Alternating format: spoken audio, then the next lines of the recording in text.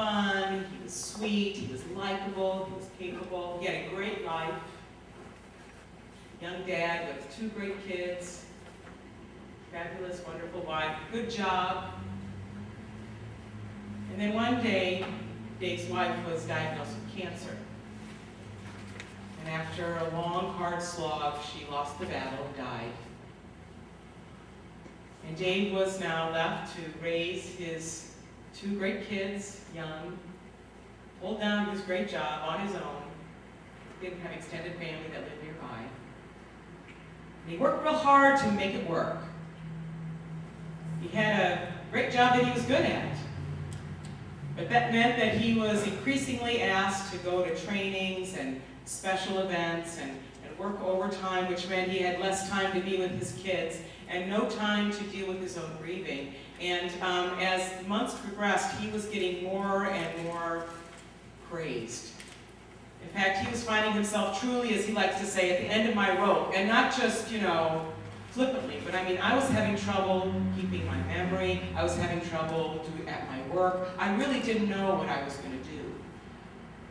And then one day, about 6 months after my wife died, I shared with the gal who was taking care of my kids, because I was out of town, that I, was in such a difficult place, and I had been praying. I had been praying and praying and praying, but God didn't seem to be responding. And my friend, who I said this to because I knew she went to church, said back to me one piece of advice. You got to pray out loud. Are you praying out loud? I never thought about that before. You got to pray out loud. So the next day, I got my car on my way to work, and sort of like, librarian testing the microphone, I just decided to, in the privacy of my car, just say one word to God, and then a couple, and then I got a couple of sentences out, and lightning didn't strike, and the momentum started going, and before I knew it, I was just flowing out of all my fears and frustrations and my shortcomings and my hopes, and it just all blorched out. And thankfully, I have a long drive because I needed all this time, and it felt great when I got to my office. I'd really gotten a lot of things off my chest. And then a couple days later, I noticed there was a window of opportunity for me to talk to my boss. So I went and sat down and talked with him, and I shared with him a little bit about how frazzled I'd become since my wife's death. And partly out of compassion, and partly because this is the thing that people in corporate America do now. They always direct you to a mental health specialist. And so that's exactly what I got, was a little pass to go see a therapist. And a couple days later, I'm in the therapist's office, and I start telling her my story. Before I get done, she stops me and she says, "What you need is some time off." And I said, "Oh, like a couple of weeks?" No, I was thinking more like 4 months. I got 4 months to rest, be with my kids, drive them to school, which they so needed, pick them up from school, which they so needed, Christmas shop without their mom for the first time, which they so needed. I got time to find myself again. What an incredible gift I received. And Dave is quite sure that that gift may not have come into being had he not chosen to pray out loud. Now Dave will tell me about, how Brad does his out louds. He calls them my out louds with God. And he loves, to be in the car and talk to God and not just tell him what he needs, but sometimes he's just into this state of praise and just thinking about how God has helped him every step of the way on this difficult journey beyond his wife's life, and giving him this sense of peace and love and joy. And sometimes he'll say, "I'll just be shouting at the top of my lungs, 'God, you rock!'" So the other day I was doing that, and I realized that my passenger window was down, and someone was looking at me really funny, so I rolled the window up and pretended like I was reacting to the radio.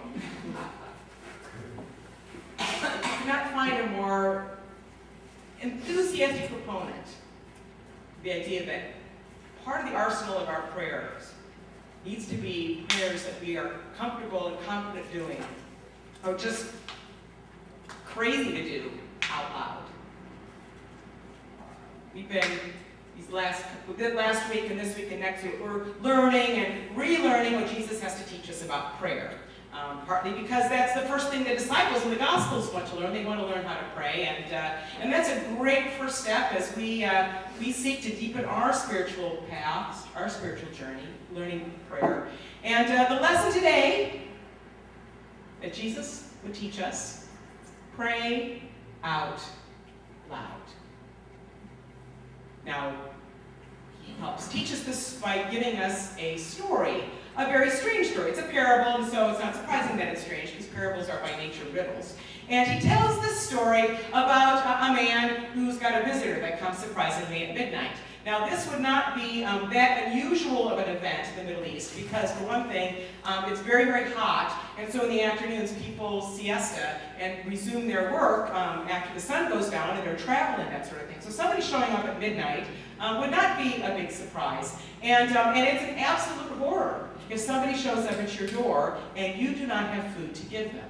This is the ancient Middle East. This is not contemporary America, where, we have the convenience and privilege of 7-Elevens and the convenience and privilege of saying, it's probably better for you to not sleep on a full stomach, so we'll just wait until the morning. When people come, you feed them.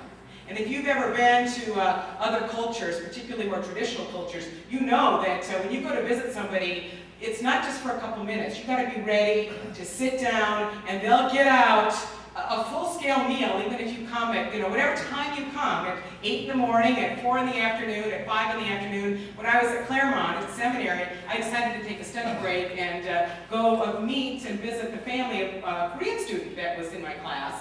And we were both studying for tests, and I thought that would be fun and a Christian thing to do. And so I went down there, and he was not there, and his wife was so flustered, didn't speak English very well, but she insisted that I come in, and she had a bunch of her friends there, and they all stopped what they were doing and made tea and found some cookies, and we all sat down, and it was like in half an hour, 45 minutes of, really unusual for me, spending all this time and all this effort. But that's the way it works. So when this guy shows up at Joe's house, he needs to get some food. And also in the ancient Middle East, it's a very communal setting, so everybody bakes their bread together, and so you know who's got how many loaves and who takes how many loaves home. And so Joe, the neighbor, knows that neighbor X took some extra loaves, so he's the one that's got to help so that food can be presented. So he goes over to neighbor X's house and knocks on the door, and you'd think, being an upstanding citizen and a nice guy, he'd help out, but what does he say? You know what? It's late, I'm tired, you gotta figure out something else. Well, there's nothing else to figure out. So Joe has to keep knocking, and he has to keep knocking, and he can't let neighbor X go to sleep. And if neighbor X isn't answering the door, then Joe needs to make sure all the other neighbors know that neighbor X is being a jerk. So he needs to get even louder. You know what, neighbor X, you are really bad, you're something else. And he's gonna keep it up till neighbor X relents and gives Joe what he needs. This is Jesus' parable about the way God works in prayer. What do you think about that? It's so weird to think of God as a neighbor X who doesn't want to help us when we need. A God who only gives in after enough ruckus is raised. What is going on here? Well, I think if we read Scripture, we could say that probably, and wrestle with it, which parables always invite us to do, one of the things we probably could discern is that God doesn't ever say, I'm sleeping, I'm not busy, go away. That's not God's way. But over and over and over again in the Bible, not all the time, but often, God only acts after the people have lifted up their voice.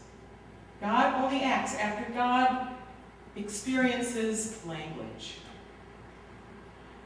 God doesn't start creating the world until God says a word. It's like out of language that God makes the world. That's what our Bible teaches us. And then God only sets begins the journey of setting the Hebrews free from slavery after the people were told, cry out to God about their pain, and God remembers them. That's such an odd thing to say. But one of the things maybe it teaches us is just like creation only begins after our dreams or our ideas are uttered forth. It doesn't just happen automatically. Maybe liberation doesn't happen until we speak out about what our need is. You know, addicts, the journey doesn't start until we start saying, I'm an alcoholic, and there's nothing I can do on my own to take care of it. There's also a great story in the Bible about Hannah, who so wants a baby. She goes to the temple, and she prays so hard she looks like she's drunk. Her husband thinks there's something wrong with her. That's how impassioned she is. And it's only after she gets to that place that God brings her a child. Jesus is on the cross, suffering, and it's only after he lets it out with both barrels, my God, why have you forsaken me? That death comes, and with it, resurrection. There's something about saying what we need, saying it out loud, that gets things going in the cosmic spiritual world. We may find that intimidating because we don't feel at all comfortable praying out loud. We don't know what to say, and we're sort of maybe embarrassed about what we're saying, and we don't want maybe other people to know that we don't know what we're doing, and certainly we feel weird really talking to God, perhaps, this invisible presence that may or may not be real. We start maybe sounding a little loopy, really talking to God. Although it's really nice these days that you can pretend like, you know, you're talking on your Bluetooth or something like that. So that's one way that technology, I think, has helped us in this regard. But I think it's really something for us to take seriously and to explore for our own prayer life. What can happen when we choose to pray out loud? When we choose to, on one-on-one, pray to God out loud? When we choose to, with one another, pray for one another out loud? Not knowing what's going to happen, what the response is going to be, opening ourselves up to what that might be. But seeing this as a vital part of our engagement in the spiritual journey. Now, I think it's important to also remember that Jesus teaches the disciples the Lord's Prayer before he moves on to how we are to express our needs. The Lord's Prayer, as we looked at last week, is a way of sort of putting ourselves in right relationship with God, acknowledging that God is like our daddy, like we're a little kid asking for our daddy. That's how that kind of intimate relationship we have with God. But God is also very mysterious and holy, and we have to be totally open always to how God responds to our prayers. And we have to also acknowledge that it's God's kingdom that we call into being, not our own, and that we are praying for enough for this day. We may not know what exists in the next day, but what we want God to bring us, we have to remember, is for this day, and for right relationship with God only as we are constantly engaged and conscious of our need for right relationship with others, and that we are no spiritual giant. We are just a schlub who is in great need. We have a loving presence, a loving parent, a loving friend who needs to know what we need. Like any relationship, perhaps. As much as we think God's a mind reader, or we think our spouse is a mind reader or somebody else, they aren't. We have to talk. That's what gets love and provision and life in the kingdom of God going.